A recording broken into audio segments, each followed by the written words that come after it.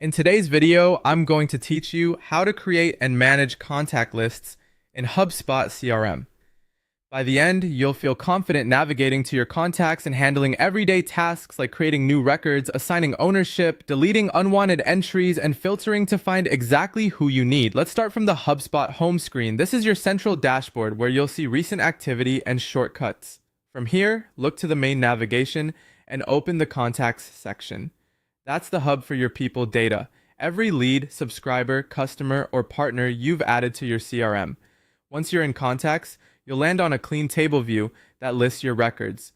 You'll typically see columns like name, email, company, life cycle stage, and owner. And you can sort those columns to bring the most relevant records to the top. If your columns don't match what you care about, adjust the column layout so the most important details are front and center. Up top, the search bar is perfect for quickly pulling up a specific person by name or email, especially when your database grows. At the top right, you'll notice the option to create a contact. Use this when you need to add someone manually, maybe a new lead from an event or a referral that didn't come through a form. Fill out the essentials like name and email, and add helpful context such as phone number, job title, and where the lead came from. The richer the data, the easier it will be to segment and personalize later. Managing your existing list is just as important. If a contact should belong to a teammate, use the owner field to assign it. This helps route follow-ups and keeps accountability clear. Need to clean up your database? Select outdated or duplicate entries and remove them.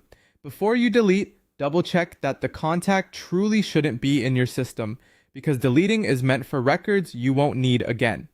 Filtering is where the contacts page really shines. Use filters to narrow your view to exactly what matters right now. For example, filter by lifecycle stage to see only marketing qualified leads by last activity date to prioritize recent engagement, or by owner to pull a teammate's queue. Combine filters to get precise. Things like industry plus recent form submissions can reveal high intent segments you might want to work immediately. That's the essentials.